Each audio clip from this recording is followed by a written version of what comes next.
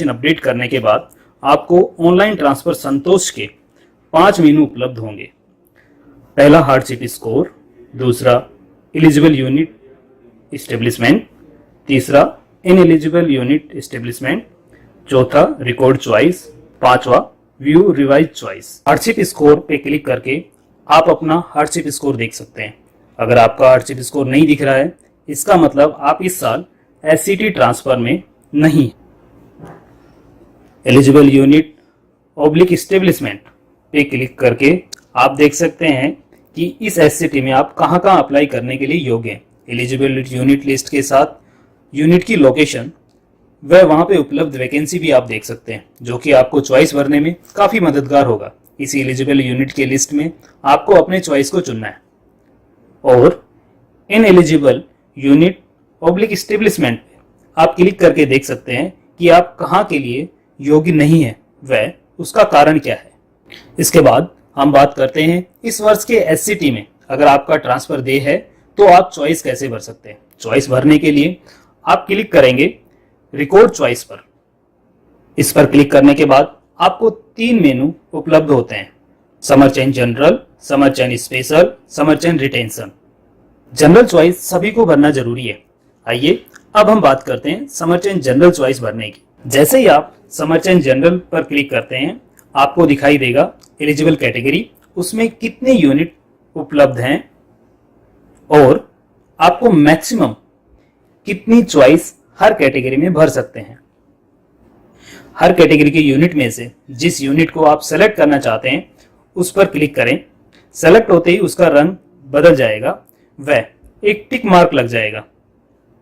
एक एक करके आप अपनी कैटेगरी के यूनिट को सेलेक्ट करें। जब स्क्रीन पर मैसेज आ जाएगा मैक्सिमम सिलेक्शन लिमिट रीच, तो आप समझ लें कि इस कैटेगरी में इससे ज्यादा यूनिट आप नहीं सेलेक्ट कर सकते।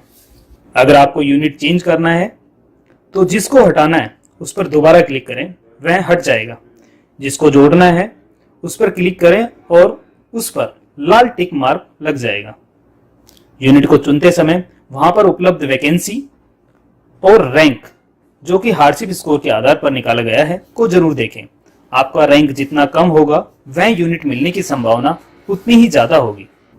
दूसरे कैटेगरी के यूनिट पर जाने के लिए सबसे नीचे जाकर नेक्स्ट का बटन दबाएं।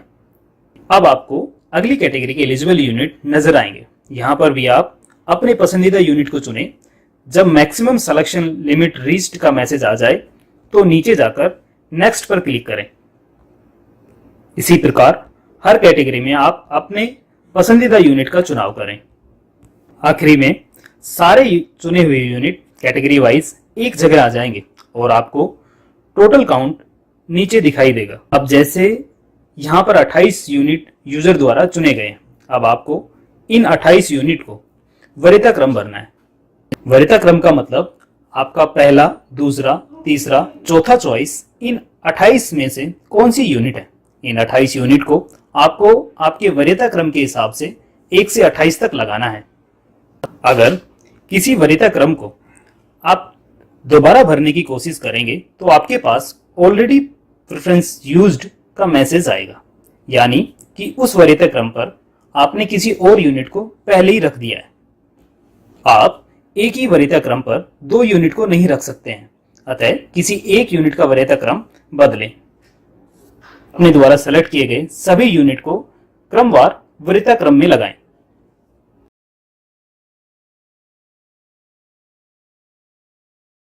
उसके बाद सबमिट को क्लिक करें, जिससे कि आपकी चॉइस संतोष एप्लीकेशन में सबमिट हो जाएंगी।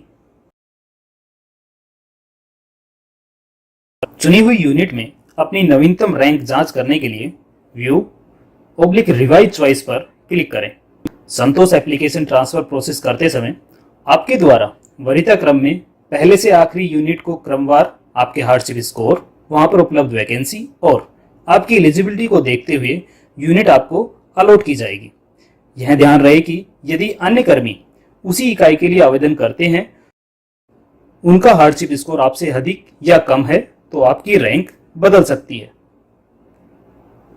यदि आप चुनी हुई यूनिट को बदलना चाहते हैं तो कृपया एडिट बटन पर क्लिक करें। यूनिट को चुनने और वरीयता देने की प्रक्रिया को दोबारा दोहराएं।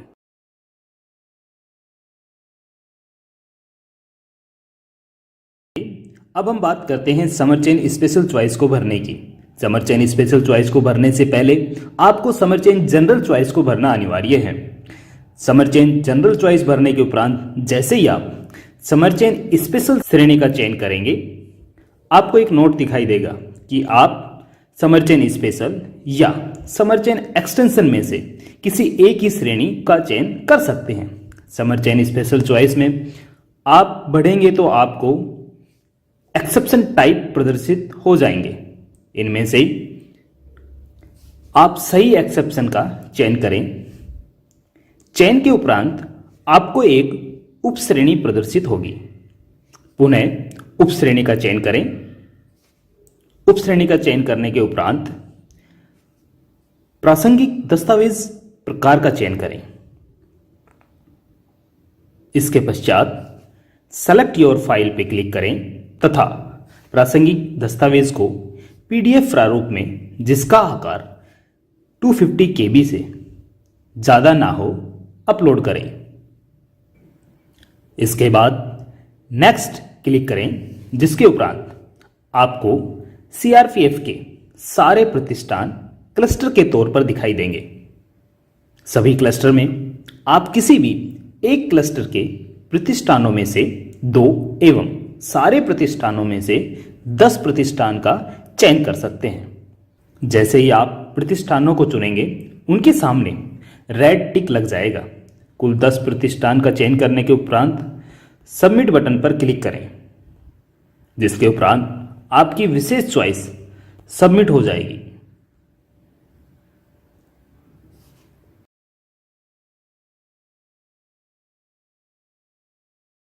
अब हम बात करते हैं समर चेन रिटेंशन को भरने की। समर चेन रिटेंशन को भरने से पहले आपको समर चेन जनरल चॉइस को भरना अनिवार्य है।